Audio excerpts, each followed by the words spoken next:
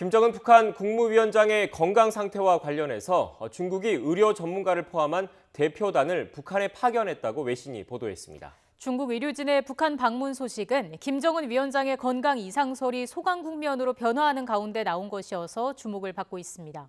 취재기자 연결합니다. 왕선택 기자. 네, 통일외교안보부입니다. 네, 중국이 의료진을 북한에 파견했다는 소식 자세히 정리해 주시죠.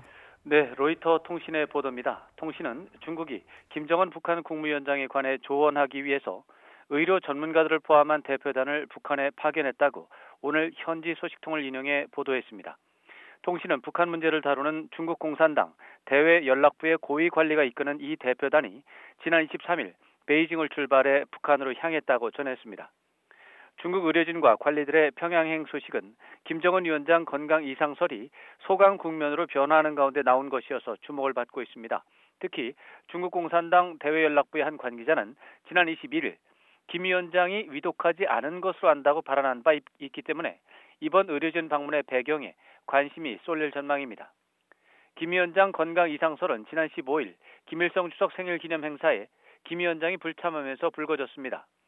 건강 이상설은 지난 20일 북한 전문 인터넷 매체 데일리 NK가 12일 심혈관 시술을 받았다는 보도에 의해서 미국 CNN 방송이 수술 후 심각한 위험에 빠진 상태라는 정보를 미국 정부가 주시 중이라고 전하면서 일파만파 번졌습니다.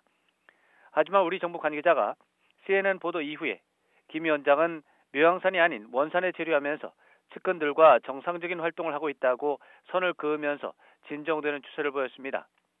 도널드 트럼프 미국 대통령이 어제 CNN 보도가 오래된 문서를 인용해 쓴 부정확한 보도라고 말한 것도 김 위원장 건강 이상설이 잦아드는 계기로 작용했습니다. 북한 매체에선 김정은 위원장에 대한 동정 보도 오늘도 없는 거죠? 네, 오늘도 없었습니다. 북한 매체들, 예를 들어서 조선중앙통신, 그리고 라디오 방송인 조선중앙방송과 평양방송, 노동당 기관지인 노동신문 등은 오늘도 김정은 국무위원장 공개활동 소식을 전하지 않았습니다. 대신 북한 매체들은 김일성 주석이 주도했다고 주장하는 만주 항일 유격대가 1932년 4월 25일 조직된 것을 강조하면서 혁명 무력 선전에 집중하고 있습니다. 북한은 1978년부터 4월 25일을 인민군 창건일로 정하고 건군절로 기념했는데 김정은 집권 이후에는 정규군이 실제 창설된 1948년 2월 8일을 건군절로 규정하고 기념행사를 진행하고 있습니다. 김 위원장은 지난 11일 평양의 노동당 중앙위 본부청사에서 당 정치국 회의를 주재하는 모습이 다음 날 북한 매체에 보도된 이후에 2주 가까이 모습을 드러내지 않고 있습니다.